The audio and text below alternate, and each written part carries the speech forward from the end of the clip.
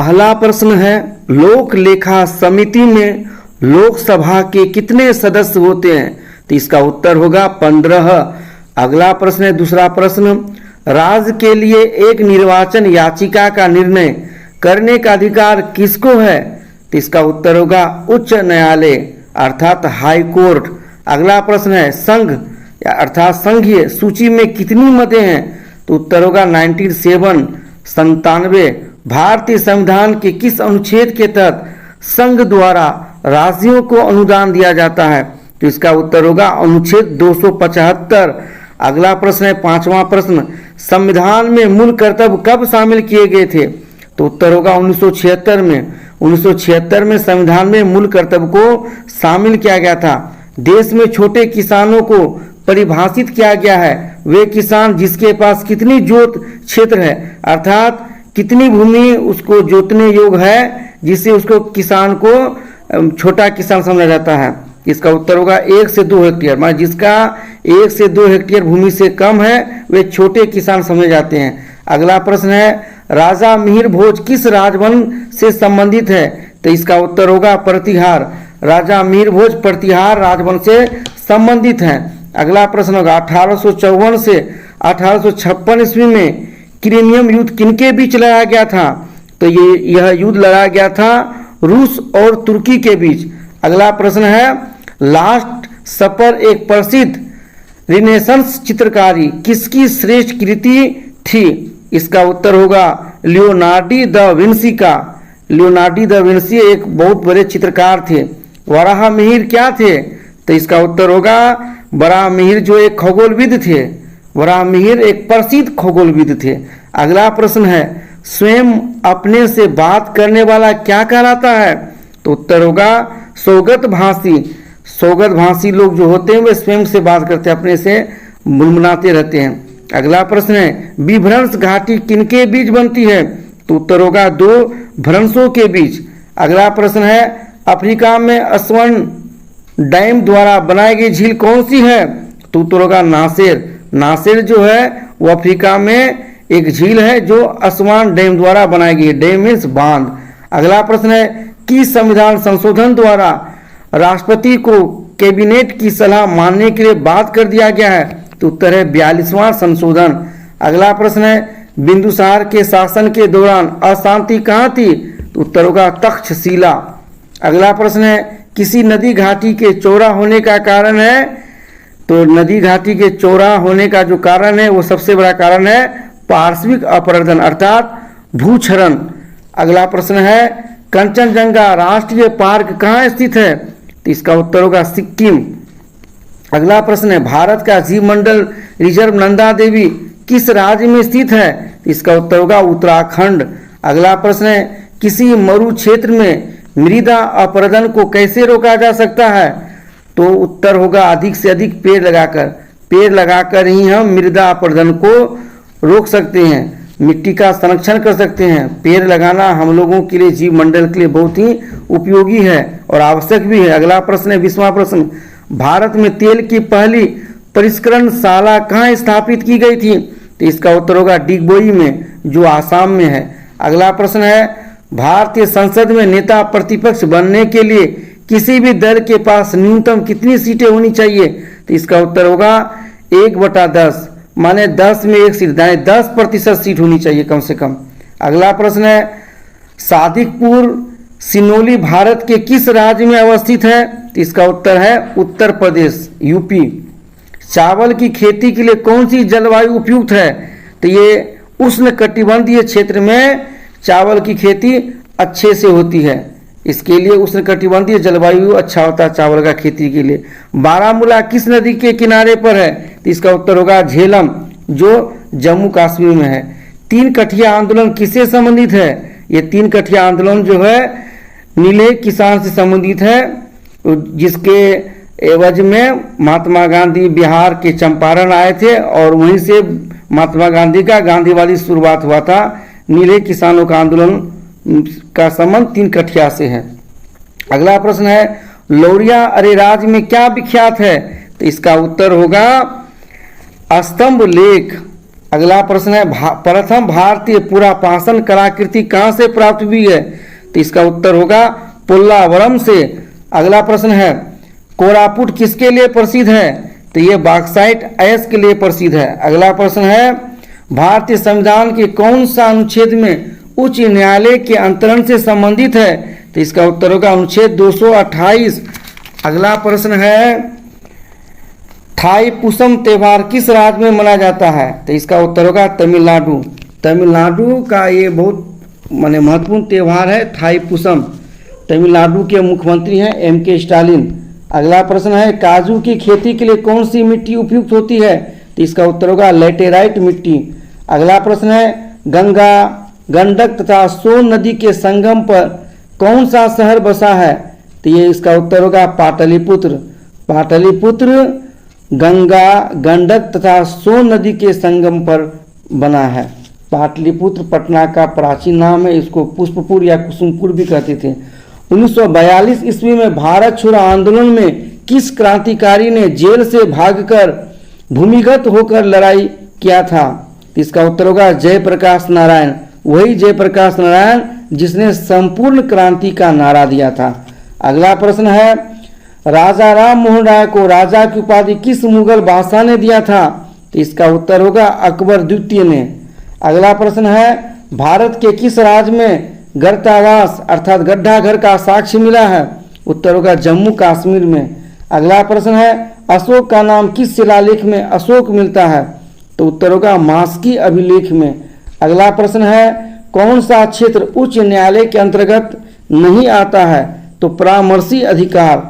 अगला प्रश्न है अवशिष्ट शक्तियों का अंतिम निर्णय कौन करता है? तो इसका उत्तर होगा संसद अर्थात पार्लियामेंट या संघ भी आप बोल सकते हैं। अगला प्रश्न है 39वां प्रश्न धोने के सोडा का रासायनिक सूत्र क्या है? तो इसका उत्तर होगा सोडियम कार्बोनेट अर्थात Na2CO3 10H2O। अगला प्रश्न है हाइड्रोक्लोरिक अम्ल का एक अन्य नाम क्या है? तो इसका नाम होगा म्यूरेटिक अम्ल। ये हाइड्रोक्लोरिक अम्ल मनुष्य के पेट में अमाशय से स्रावित होता है जो भोजन के पाचन में बहुत अहम भूमिका निभाती है। अगला प्रश्न है विकर्ण प्रकाश के रूप में कौन सी प्रयुक्त निष्क्रिय गैस है? तो उत्तर होगा नियान। अगला प्रश्न है बेकिंग सोडा का रासायनिक नाम क्या है? आपको बता दूं कि बेकिंग सोडा को खाने वाला सोडा भी कहते हैं। इसका जो रासायनिक नाम है वो है सोडियम बाइकार्बोनेट और धोवन सोडा का रासायनिक नाम है सोडियम कार्बोनेट।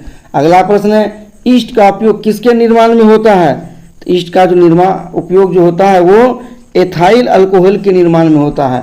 अगला प्रश्न है जठर रस का पीएच मान क्या होता है?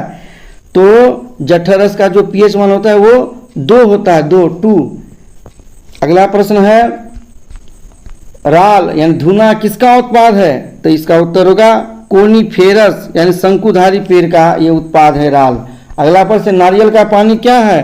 तो नारियल का जो पानी है वो एक प्रकार का विकृत तरल है जिसको एंडोस्पर्म भी कहते हैं। अगला प्रश्न है बुलबिन्स किसमें भाग लेते हैं? तो बुलबिन्स जो है वो कायिक जनन में भाग लेते हैं। अगला 48वां प्रश्न है किस कारण से मछली एक प्रथम श्रेणी का प्रोटीन है? तो उत्तर है आवश्यक एमिनो अम्ल इसमें पाया जाता है जिसके कारण मछली जो प्रथम श्रेणी का प्रोटीन है। अगला प्रश्न है मोटर गाड़ी से निकलने वाला सबसे हानिकारक प्रदूषण कौन है? तो इसका उत्तर होगा कार्बन मोनोऑक्साइड CO। अगला प्रश्न है प्रकाश और ध्वनि में अंतर किस कारण से होता है? तो इसमें जो अंतर होता है वो ध्रुवीकरण के कारण होता है। प्रकाश और ध्वनि में अंतर ध्रुवीकरण के कारण होता है। अगला प्रश्न है तारों को जोड़ने की प्रक्रिया क्या कहलाती है? तो ये प्रक्रिया कहलाती है श्रृंखला बंधन। अगला प्रश्न है 52वां प्रश्न पहला सूक्ष्मरोधी दवाई कौन सी थी? तो इसका उत्तर है सल्फा ड्रग। अगला प्रश्न है एल्युमिनियम ऑक्साइड क्या होता है? तो यह उभयधर्मी अम्ल है। एल्युमिनियम ऑक्साइड एक उभयधर्मी अम्ल है। पौधों का आर्द्र पतन रोग किसके कारण होता है? तो इसका उत्तर होगा फाइटोफथोरा इन्फेस्टेंस। अगला प्रश्न है 55वां प्रश्न संविधान के किस संशोधन द्वारा मतदान की आयु 21 वर्ष से घटाकर 18 वर्ष की गई है? तो ये उत्तर होगा 61वां संशोधन। अगला प्रश्न है 56वां प्रश्न किस राजवंश के दौरान महाबलीपुरम मंदिर का निर्माण किया गया था? तो उत्तर होगा पल्लव राजवंश। पल्लव राजवंश के दौरान महाबलीपुरम मंदिर का निर्माण कराया गया था। अगला प्रश्न है विविध जलवायु एवं मौसम दशाओं को बदलने वाली सभी महत्वपूर्ण वायुमंडलीय प्रक्रियाएं कहाँ घटित होती है? तो इसका उत्तर होगा क्षोभ मंडल में। क्षोभ मंडल में मौसम से संबंधित सभी घटनाएं घटित होती है। अगला प्रश्न है मैजिक सीड्स पुस्तक के लेखक कौन है? इसका उत्तर होगा BS नायपॉल। अगला प्रश्न है डेट्रॉइट किस उद्योग के लिए प्रसिद्ध है? तो ये इस जो है ये ऑटोमोबाइल के लिए प्रसिद्ध है। अगला प्रश्न है कौन भारत में राजकोष से नीति तैयार करता है? तो उत्तर होगा वित्त मंत्रालय अर्थात फिनांस मिनिस्ट्री। अगला प्रश्न है भारत में पहली निर्वाचित लोकसभा अस्तित्व में कब आई थी?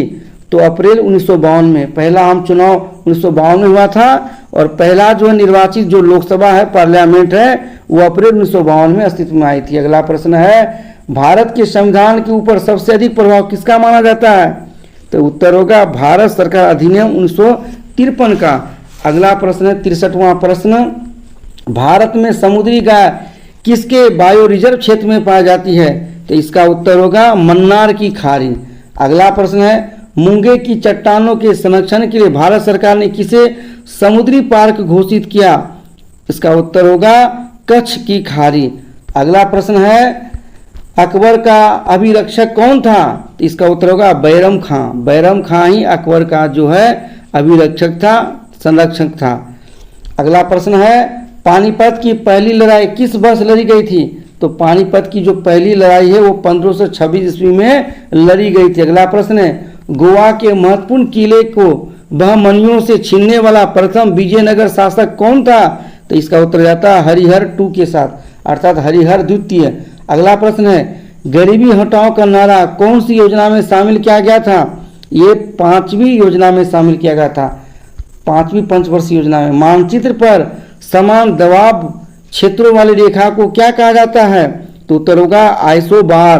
अगला प्रश्न है सूर्य से पृथ्वी को प्राप्त ऊष्मा को क्या कहते हैं? तो इसका उत्तर होगा आतपन। अगला प्रश्न है ध्रुवीय क्षेत्र से भूमध्य रेखा की ओर जाने पर पौधे और पशु प्रजातियों की विविधता में क्या परिवर्तन आता है? तो इसका उत्तर होगा ये बढ़ती है। जब आप ध्रुवीय क्षेत्र से भूमध्य रेखा की ओर जाने वाले जो पौधे और पशु का जो प्रजाति का जो विविधता है वो बढ़ता जाएगा, दोनों में अंतर जो है वो बढ़ता ही जाएगा। अगला प्रश्न है लंबी दूरी की टेलीफोन के आविष्कारक कौन थे? तो इसका उत्तर होगा ग्राहम बेल। ग्राहम बेल जो है लंबी दूरी के टेलीफोन के आविष्कारक थे। अगला प्रश्न है टेनिस में ग्रैंड स्लैम जीतने वाले पहले भारतीय खिलाड़ी कौन है?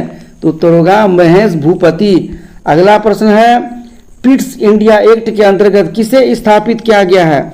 तो उत्तर होगा नियंत्रण बोर्ड को।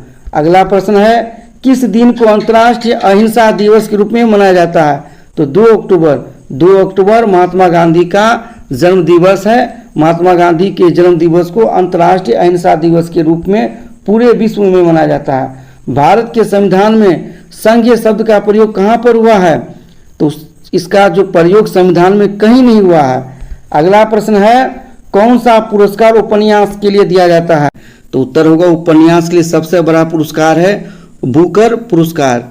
इस बार बुकर पुरस्कार विजेता भारत की गीतांजलि श्री थी जो 26 मई 2022 को उनको प्रदान किया गया था। उनकी रचना रेत समाधि अर्थात टर्म ऑफ सेंड के लिए, ये भारत के लिए बहुत बड़ी बात है। भारत पहली बार बुकर पुरस्कार जीता है।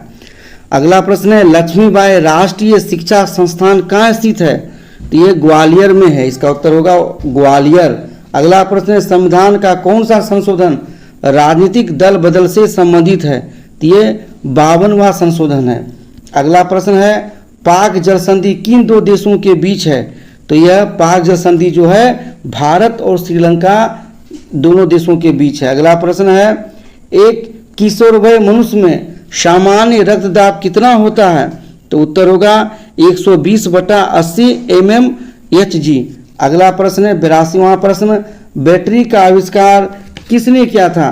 तो बैटरी का आविष्कार किया था वोल्टा ने। अगला प्रश्न है जीवन की रासायनिक संश्लेषण से उत्पत्ति को प्रयोगशाला में किसके द्वारा सिद्ध किया गया था? तो उत्तर होगा मिलर। अगला प्रश्न है मरीचिका बनाने वाली परघटना को क्या कहते हैं? उत्तर होगा पूर्ण आंतरिक परावर्तन। अगला प्रश्न है न्यूनतम वेग से कांच का संचलन कौन करता है? तो उत्तर होगा बैंगनी प्रकाश। अगला प्रश्न है हेमिकार्टा में उत्सर्जन किसके द्वारा होता है? तो उत्तर होगा कोशिका गुच्छ। अगला प्रश्न है मानव हड्डी का मुख्य घटक क्या है? तो मानव हड्डी का जो मुख्य घटक है वो है कैल्शियम। अगला प्रश्न है वायु को संतृप्त कब माना जाता है? तो देखिए जब इसमें जलवाष्प का अंश अधिकतम हो तब वायु को संतृप्त माना जाता है। अगला प्रश्न है बीजों को किस स्थिति में संरक्षित किया जा सकता है? तो इसका उत्तर होगा ठंड और शुष्क स्थिति में। अगला प्रश्न है नारियल का कौन सा भाग खाने योग्य होता है? तो उत्तर होगा ये भ्रूण पोष। नारियल का भ्रूण पोष भाग ही खाने योग्य होता है। टेलीफोन लाइन में कौन सी धारा बहती है? तो ये होगा विद्युत ऊर्जा। अगला प्रश्न है पानी में लटके हुए कोलाइडी कण किस प्रक्रिया से हटाए जा सकते हैं? तो इसका उत्तर होगा स्कंदन। अगला प्रश्न है 1873 के 3 सम्राटों के संघ को किस नाम से जाना जाता था? तो इसका उत्तर होगा ट्राइकैसिरबंद संधि। अगला प्रश्न है भारत की अंतःकालीन संसद में कितने सदस्य थे? तो उत्तर होगा 313। अगला प्रश्न है भारतीय संघ में नए राज्य की स्वीकृति कौन देता है? तो उत्तर होगा संसद अर्थात पार्लियामेंट। अगला प्रश्न है प्रचुर कैल्शियम वाली मृदा को क्या कहा जाता है? तो पेडोकल। अगला प्रश्न है विश्व की भूमि का कितना क्षेत्र उष्णकटिबंधीय वर्षा प्रचुर वन है? तो इसका उत्तर होगा 7%। अगला प्रश्न है विश्व में किस भोजन की उत्पाद की बढ़ती हुई क्षुधा उष्णकटिबंधीय वनोन्मूलन का प्रमुख कारण है? तो उत्तर होगा गोमांस। अगला प्रश्न है लाइफ डिवाइन पुस्तक किसने लिखी है? तो ये पुस्तक जो है श्री अरबिंदो ने लिखा है। हमारा 100वां और अंतिम प्रश्न है ग्रैमी पुरस्कार किस क्षेत्र में दिया जाता है? इसका उत्तर होगा संगीत। संगीत के क्षेत्र में ग्रैमी पुरस्कार दिया जाता है।